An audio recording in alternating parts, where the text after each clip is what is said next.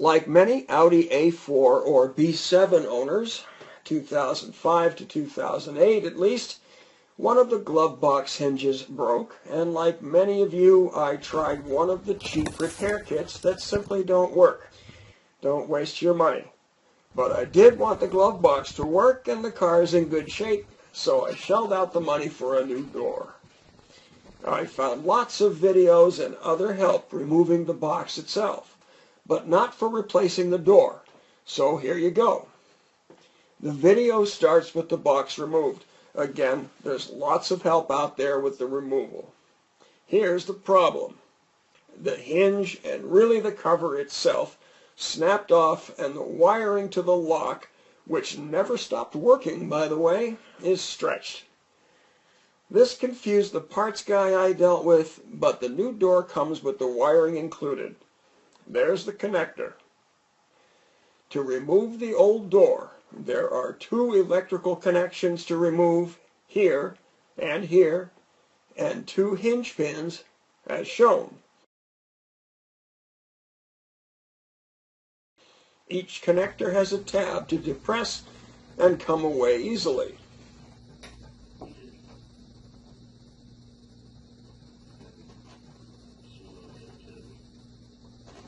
One of the connectors is attached to the piston that controls how fast the door drops.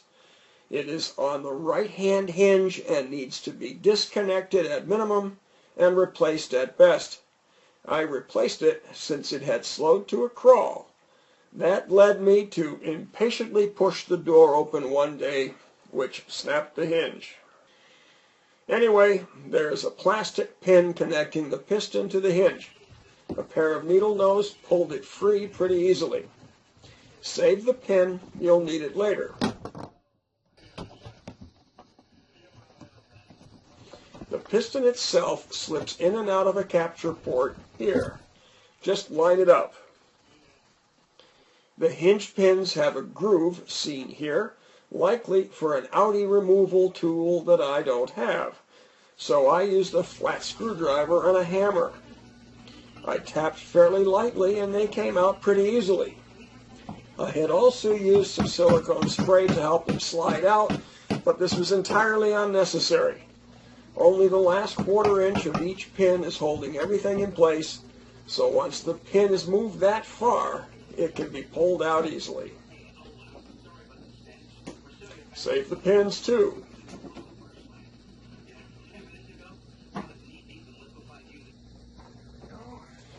And the door's off. Next, I swapped the latch out. I found only an illustration, so this took some time to work out. Remove the star-headed screw.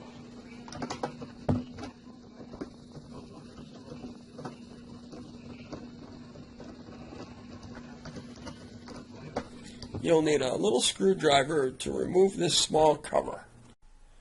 Originally, just about here, things went a little south.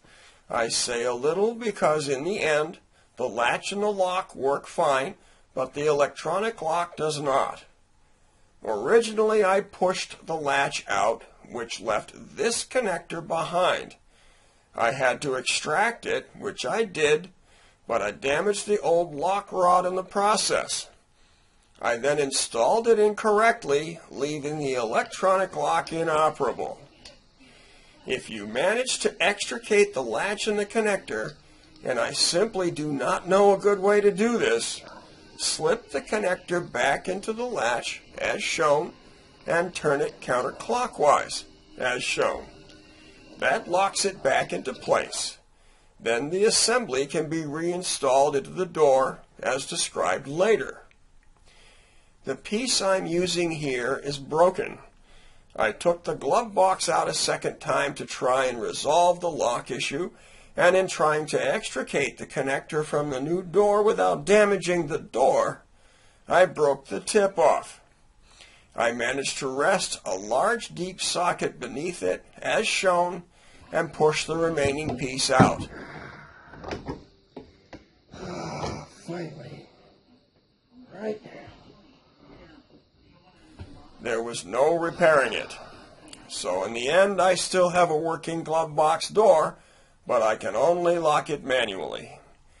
We'll go back to the original video now, and it'll get you through the rest of the process. Push the latch back into the door and position the loose piece to receive the lever in the door.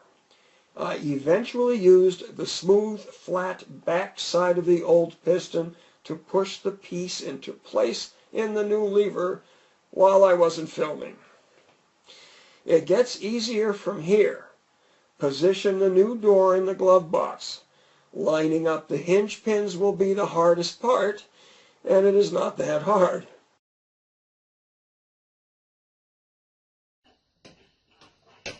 Tap them back into place. Now slip a new piston into place.